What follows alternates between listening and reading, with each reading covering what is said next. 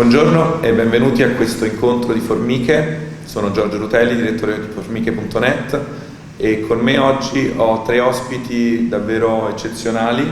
Vengono dagli Stati Uniti, sono arrivati a Roma per una serie di incontri e ora passeremo all'inglese perché è la lingua che useremo in questo incontro. Thank you for being here. We have Cesar Grajales, Roberto Masiero and Tim Phillips. I will let my guests introduce themselves. They are political operatives. Roberto is the head of Renaissance Evolution. It's a foundation that tries to create a stronger link between the United States and Italy and have our cultures meet and exchange ideas and proposals. So I will start with you, Roberto. Tell us a little bit about yourself and about Renaissance Evolution. Giorgio, first of all, thank you for Formiche to welcome us in this beautiful location in the center of Rome. First of all, I would like to introduce the concept of Renaissance Evolution, that is a non-profit organization, a think tank based in Washington, D.C., with another office in Miami lately, because we are also promoter of the Italian culture and language in the southeast of the United States, in the Caribbean area, for the Italian Foreign Minister government. So through the Consul General of Miami, what we try to do is to connect, keep bundle, the two great assets of Italy and the United States and the America in this evolutionary, we can say, moment, also political, and create very good bridges between the two countries, because we are allies since a long time, and the basic of everything is to bring back probably our ideas of the beautiful Renaissance time that everybody knows in the world, and sometimes we forget to have it. Thank you. Tim, tell us about yourself, of your career, and Absolutely. What have you done?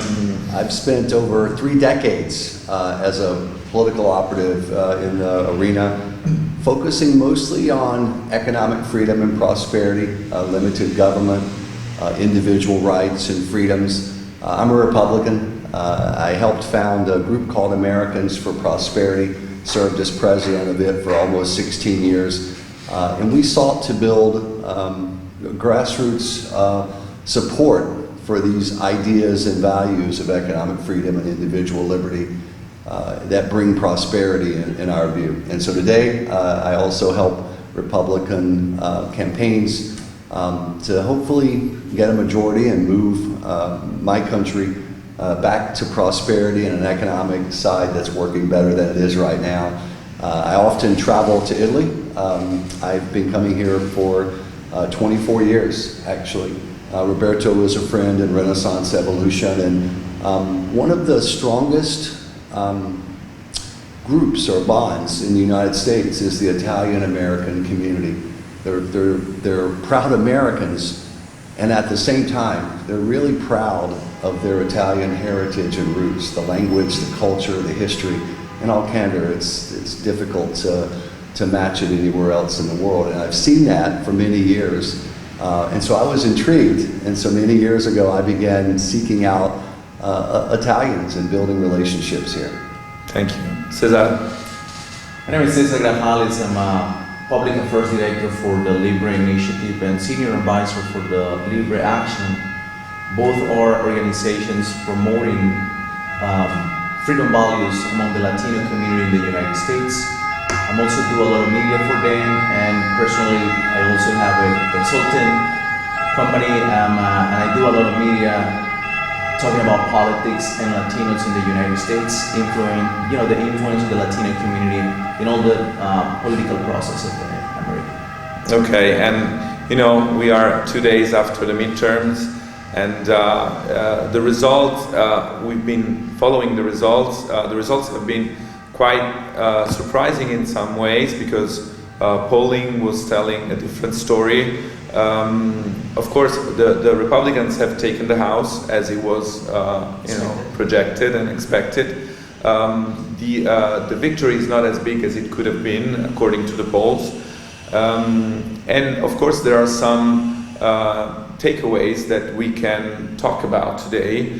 What happened to the candidates that were supported by Trump, what's happening with Ron DeSantis, which is a figure that a lot of people in Italy are starting to know now, because of course in Italy he's been a figure very famous in the past years, especially during the pandemic, because Florida was one of the states that took a very different direction in the pandemic, and a direction that actually helped Florida and helped Ron DeSantis standing, because it showed that in the end the state could stay open and actually flourish in the past 2 years. Florida has become one of the places where new startups, new companies go to set up shop, and some companies have left Silicon Valley to go to Florida, and of course Italians have a very strong relationship with Florida. There's a big Italian community, and so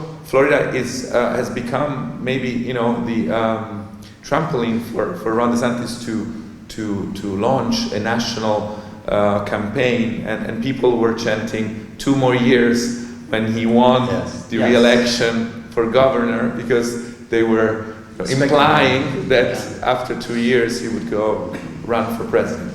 So Tim, tell us a little bit about what's happening in the Republican parties, these different souls that are emerging, because some people are giving, probably are saying that Trump comes out of this election not as strong as he went into, but at the same time he will be probably announcing in the coming days, and he will have a whole year to build his campaign, while I think DeSantis might wait a little longer to start a national campaign. Yeah.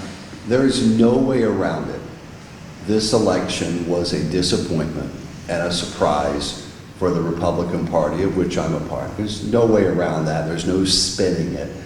It's the reality. History said the party in power, when the economy is going badly, will lose, and lose in a big way in an election that's an off year or a non-presidential election. That did not happen. Now, we took the House, as you pointed out. That's crucial. It's important, because we'll be able to stop the very left-wing, advancing left-wing agenda that the Democrats have been pushing the last 2 years. So that'll be stopped. That's a good thing in my view. However, we lost, or currently some key elections are up in the air on the Senate side and across the country. And so we have to evaluate on the Republican side, what happened? Why did we not perform as well? President Trump, I do think it was a blow to him. However, I would never count him out. That's been done many times in the last 5 or 6 years. So he is still a crucial, powerful force, no doubt about that. However, it was a blow. Ron DeSantis, the 2 states that are growing the fastest and are doing the best are Florida and Texas. Both of those governors, Greg Abbott in Texas, Ron DeSantis in Florida, were reelected easily by big margins. And so their version of freedom and prosperity is working, and Americans are responding to it. Those are also the 2 fastest growing states population-wise. So you have that. I do think, along with Governor DeSantis, who is the fastest emerging potential leader in the Republican Party, you have a couple of other guys. Senator Tim Scott from South Carolina, keep an eye on him, young, dynamic, African-American leader in my home state of South Carolina. I think that you're going to see more from him as well, and a whole host of other candidates. There were 3 keys that we're going to examine from this election to find out why the Republicans did not perform better. Number 1, suburban college-educated professionals. They do reasonably well economically. They've been moving more to the Democrats. It looks like in this election, we were hoping to bring them back. I think we struggled some there. We've got to find out why. Second, the fastest growing group in the United States, Latinos. They're the fastest growing. They've been moving to Republicans.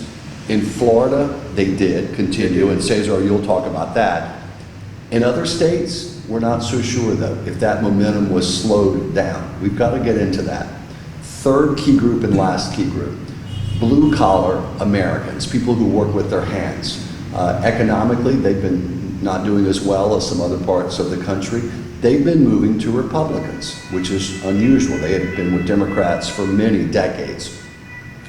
We're going to be looking very closely to see if that movement has continued. So those are the three key groups of Americans you have to look at. And from the standpoint of where the party goes, I think you're going to see one of the most competitive political environments on the Republican side in our lifetime moving forward. As President Trump attempts to keep control moving forward, and some very strong leaders like Ron DeSantis, like a Tim Scott attempt to make their own way and open up the party for perhaps their aspirations. Cesar, Tim was talking about the Latino community, and some years ago, actually it was 2016, I spoke to Democratic pollsters, and they basically were saying also to Democratic candidates, to their dismay after, that the Latino community was, of course, growing so much, and it would be one of the key demographics for the Democratic Party going forward. It's not happening. Actually, the Republican Party has done a great job,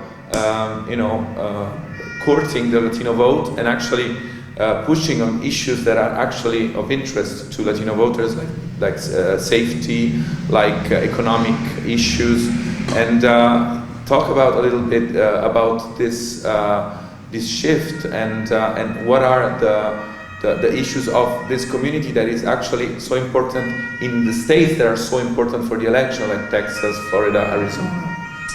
So the Latino community right now, we are over 30 million of Latinos able to vote in the elections. Right? Interesting thing is that it's not a monolithic group, and depends on the area that Latinos are living is the topic that they care about the most. For instance, if you reach out the Latinos that are living in Texas, especially at the border, a lot of people cares about immigration from the sense of security, right? District 34, that unfortunately Mayra Flores didn't win in this election cycle, but she won in the special election this year. People is worried about all the people that was crossing undocumented through the border, but especially because a lot of people who work in the border patrol, those are Latino families. They have members working in there, right? Now, if you go to Virginia, for instance, last year, Governor Glenn Youngkin, he won the Latino vote. But why? Because he was reaching out the community about education, especially K to 12. Yes. All the school choice topic, it really resonated among the Latinos in that area. And I'm pretty sure a lot of people, independent and leaning Democrat, voted for him because that topic. And then you go to Florida, and in Florida you had a mix of Venezuelans, Colombians like myself, Cubans, and all this group have something in common. Is people who left their country because our communist regimes, socialist or extreme left policies, or in the case of Colombia, my family back in 22 years ago, we moved to the United States because the guerrilla, right? The guerrilla members, FARC and all those violence movements. So they're looking for safety, and they're looking to elect leaders that promise that safety that they didn't have in their country of origin, right? So that's the reason you see people thriving in Florida when they mobilize the community around policies that are against communism, socialism, or supporting groups like, again, FARC. Let me tell you one thing, Biden administration. This administration took out of the list of terrorist group FARC, and that didn't resonate well in South Florida, where you have a lot of Colombians. So now you see a Governor Ron DeSantis being reelected. And just remember this, back in 2018, he lost For instance, Miami-Dade County, which is traditionally was a very blue stronghold for Democrats, supported there. He lost that county by 20 points. Now he won the county by 11.3 points. That's a fantastic comeback. And the reason of that is because the messaging that he was using to the communities. He saw himself as the freedom fighter. He understands the communities, and he promised that he will deliver on policy about the freedom. For instance, on education. Florida is one of the best on K-12 school choice in the whole country. Number two, you mentioned at the beginning, or I don't know, I think you were mentioning about the pandemic, the managing of the pandemic. At first, for many people, his decisions were not so popular, but at the end, it plays out well. And actually, it was the right decision.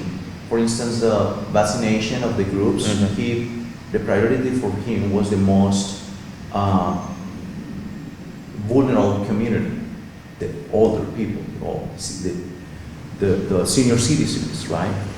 And then giving the opportunity to people to work, to open businesses. Now Florida has a superhighway, which is fantastic, having in mind that just 2 years ago, we are in the middle of the pandemic.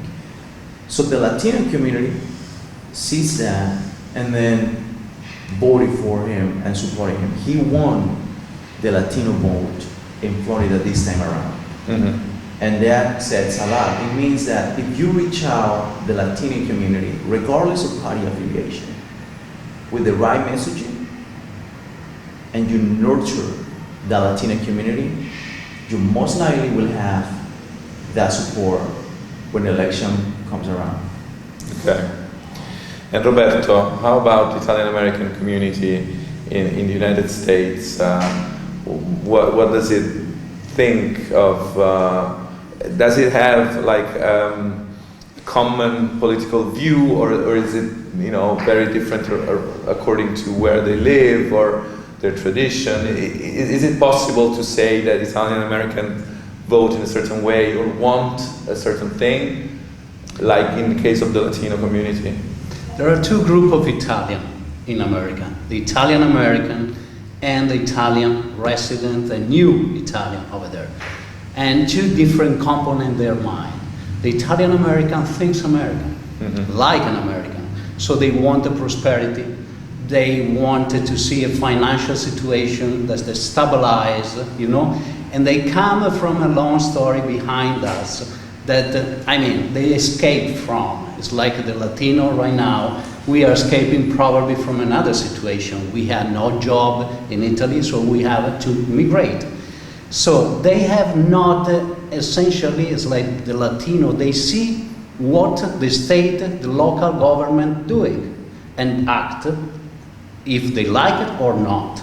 Usually we can say the east side of the United States, where there is the biggest population Italian American, between Pennsylvania, New Jersey, New York, a little bit Virginia, but they are a little bit, Rhode Island is like 50% Italian American over there. They vote usually a little bit to the, we can say, Democratic. And in Southeast, the new Italian American vote for Republican. Why? Because I moved in the United States like 20 years ago, and first of all in Florida, then Texas, and then New York. So you have the three perspectives. And when you stay in Florida, you feel secure, you feel free to do whatever you want. If you have an idea, you can do it. And this is what the Italian American want when they immigrate in another country.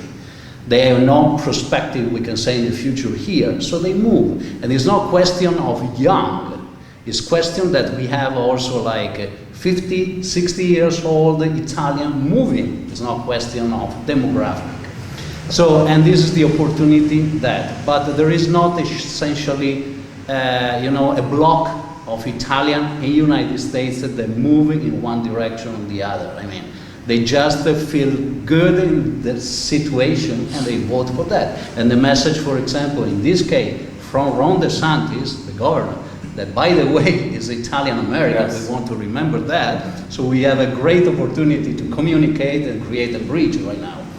Well, was a good message, was a good handling the situation. I remember, you stay home, he keep care about every single step of the pandemic, about the financial situation, that we can say the violence and everything, leader by leader. And Florida is growing like dramatically, because New York is moving over there, California is moving there, and so is a very winning situation for him right now. Okay. So Tim, one of the things that also in Italy we talked about this a little bit in the days before the election was that a split between the White House and Congress would bring to a halt for the Biden agenda, but also in the case of Senate, and we have to wait probably for Georgia on December 6th. But in the Senate, then you would have problems for Biden to have for his appointments at the federal government, courts, ambassadors, and then in the House, of course, you were talking about the most probably leftist, let's say, policies in terms of economic strategy would be stopped by this new majority.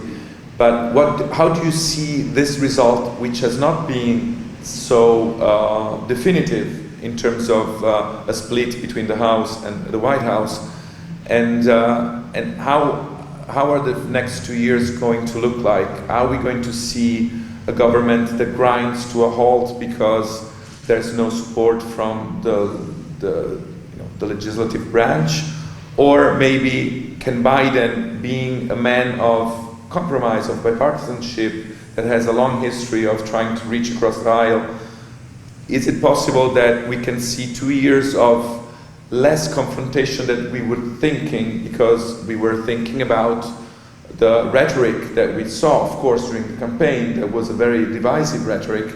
Maybe this result can change things? Yeah, 3 key points, again, to your very good question. First, Republicans, we had hoped for a decisive victory this year that would send a message to the Democrats: hey, we won the Senate, we won the House, we added governorships across the states.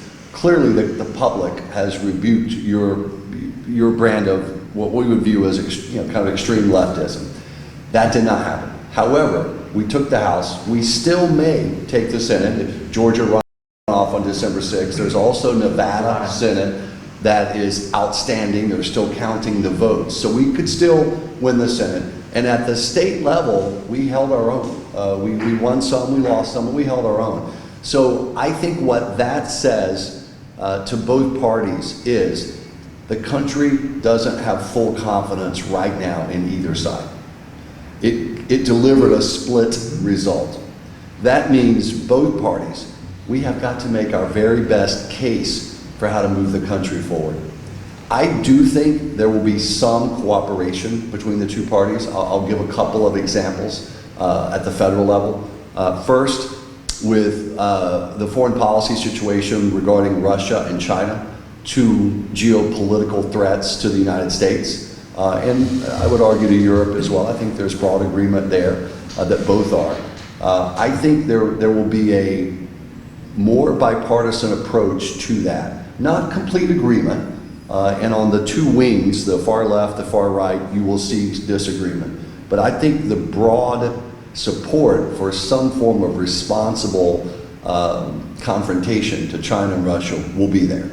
That's important. Second thing, I do not think you will see the government shutdowns that you've seen some over the last 15 years or so between the two parties when they could not agree. I have a feeling both sides look at it and go, hey, the public is expecting us to get the country moving. Let's figure out a way forward. So I don't think you'll see that. I think you'll see some cooperation.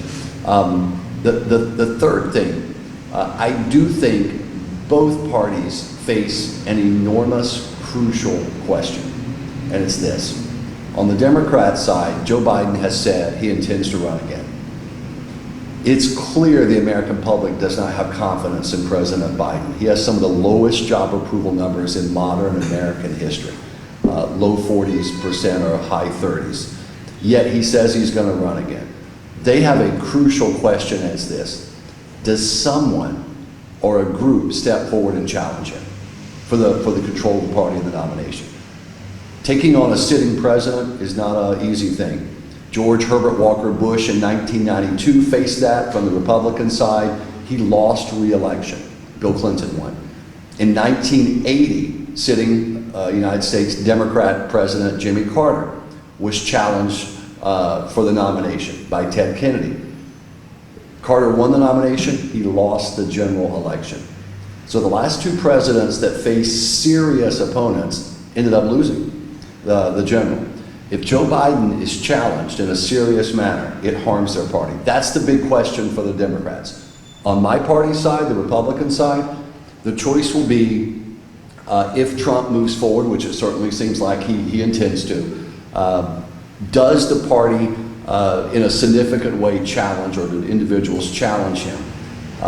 And what happened? What is the result? I do think you're going to see challenges. I do. Whether it's Governor DeSantis, Governor Youngkin, you mentioned Governor Youngkin, Cesar, an emerging leader in Virginia, or Ted Cruz from Texas, any number, Tim Scott, the gentleman, there's going to be a challenge there. And the question will be, how serious does it become? And where does the Republican Party go? So moving into 24, which I think is going to be one of those watershed moments, meaning there are inflection points every 30 or 40 years, where one election, it's just bigger than the others. That happens. 1980, I mentioned, that was a big moment for the country. 1936, or 32, when FDR won. I have a feeling, given the challenges the United States and the world is facing right now, given the building sense of conflict on both sides, given the loss of confidence that many Americans have in the key institutions, you know, whether it's the judicial branch or the congressional branch or organized religion or business, there's a little bit of a conflict of confidence in my country. I have a sense 2024 is going to be one of those election points that is an inflection point for the country. It's a big next 2 years. 22 ended up being indecisive. I had hoped for a bigger victory for my party. It didn't happen. We did okay. I think 24, the maneuvering in these next 20 years is crucial, not just for my country, but for the world. I'm an optimist. I've seen my country and I've read about the history of the United States going through very turbulent, difficult times. The late 1960s, the Depression in the early 1930s, 1980 in the period there when we were struggling as a country. We've emerged each time, frankly, stronger. I believe that's going to happen again. However, before that happens, I do think we're going to have 2 years that will be momentous, incredibly challenging and competitive, and the issue for both parties, political parties, is very much in doubt. And then once they decide on a path, they're going to confront each other in 24. So the best word I can think of is stay tuned. But a great deal is at stake, though. Cesar mentioned individual freedom and how do we move forward during the pandemic, or how do we handle the economy, climate, the environment. What do we do about that? I mean, are we really going to destroy prosperity by eliminating energy production in my country, which has become the #1 energy producer in the world? I hope not, but those big questions are going to be decided. Right. Okay, this is do you want to add something? Yeah, I just want to add something here. I think Tim just mentioned about the energy industry. And in fact, a lot of the Latino community works in the energy industry. People in Texas, people in the Dakotas, they work in the industry. And those communities are worried about the narrative of the Democrats right now. And one thing that to me is very interesting is that might be, I just want to see this in the next month and in the next 2 years actually. if the Democrats get overconfident about the results that we just had in this election cycle, they might they might think that people is actually supporting their agenda.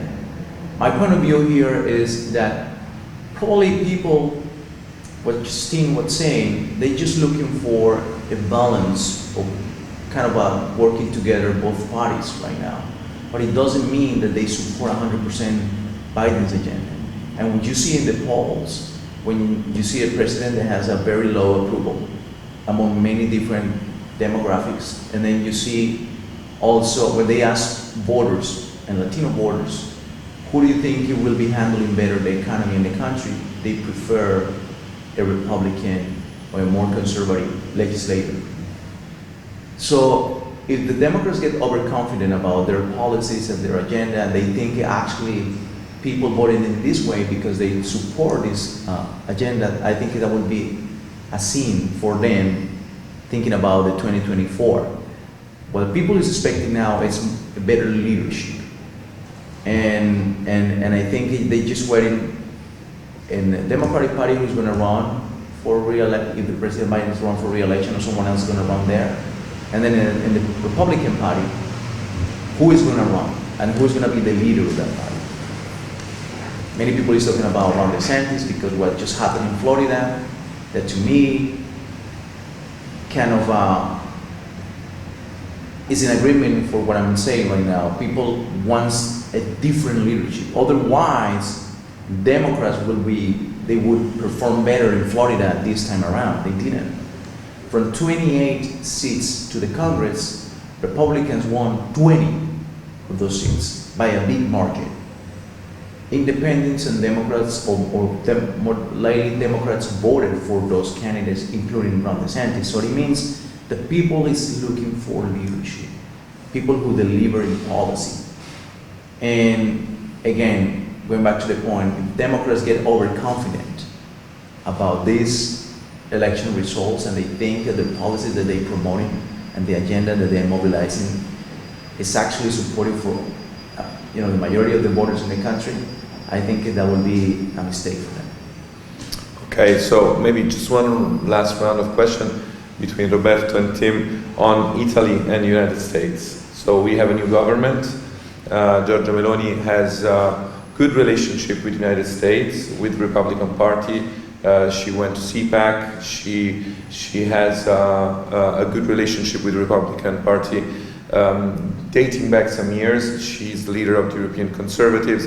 So on paper, the relationship stays strong, especially because she came out quite vocally on the Euro-Atlantic relationship, on Italian allegiance to NATO principles. So how do you see Italian and United States relationship going forward in the coming 2 years with Biden in the White House, but also in the relationship with the Republican Party and the conservative community in the United States? I think that I'm positive about this vision. I mean, we are passing by, I think, a dark and a very tough period about relation, I think. And Italy was a little bit confused between, where to go. But probably within this government, I overview what Giorgia Meloni, the new prime minister, did in the last year. And she was completely, as you say, participant to what is going on in the United States, participating to CPAC actively. They love her, and they love her, how she presents herself at the moment. And now she is the prime minister. She has, of course, to give more power to our wonderful, soft power that we have, that is is a cultural diplomacy. So through our expertise in cultural diplomacy, we can reach better, the head of the actual, of course, U.S. government, but eventually also the future of the U.S. government. So the foreign minister Tajani, fortunately, finally, we have a foreign minister that have a huge experience now with the relation in Europe, also in United States. I think that these tied up more and more to the Americas. Where is our direction? I mean, we are Latin, so we are not to forget that. And so the connection is like mentally and more sophisticated.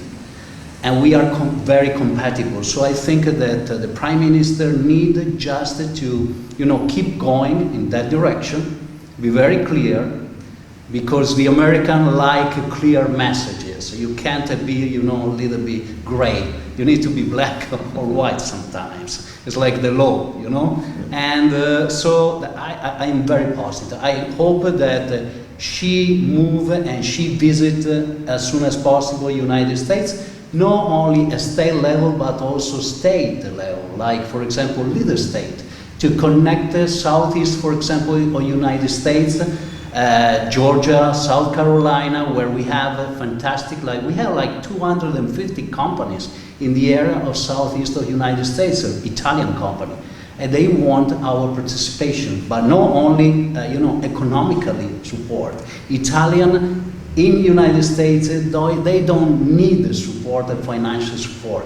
They need just to say, I'm happy to have a big government, a very strong government behind me, so I'm proud to be Italian here. And unfortunately, in the last, I think, 20 years didn't happen this. We were completely, lost the connection with our mother country. And I think that is the right moment to do and to refresh this identity. Well, going before the election, the Italian election, I noticed that there were so many profiles of Giorgia Meloni in the international press, more than ever before, I think, for an Italian election. Everybody wanted to know what she thinks about, what she thought, giving her history that, scared some people.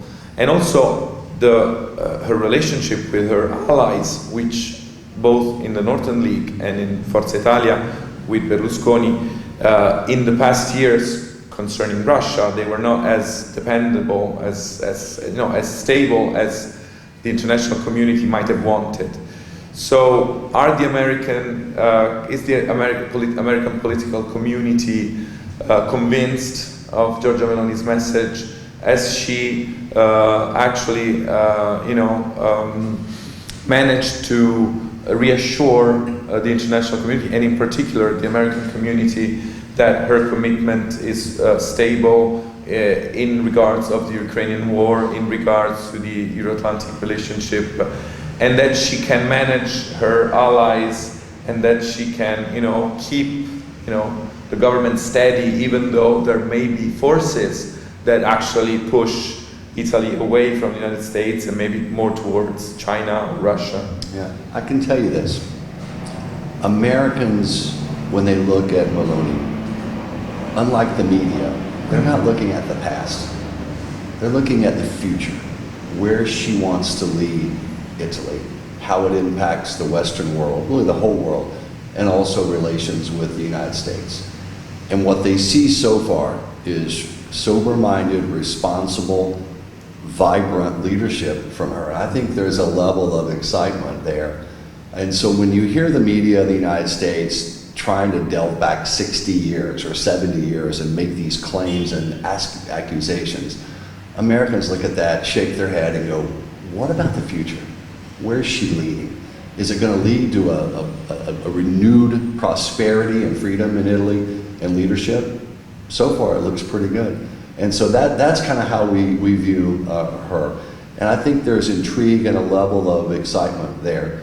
The bond between Italy and the United States, it is deep and it's lasting. I mean, when you think about our founding fathers, Thomas Jefferson, John Adams, you look at their writings, they wrote about a lot of the ideals that came out of the Italian Renaissance. The idea of the dignity of the individual, the idea of freedom in the arts and sciences that would lead to human achievement. Many of those were birthed in the Renaissance in Italy, and they wrote about them. There is a bond between our countries that goes back hundreds of years.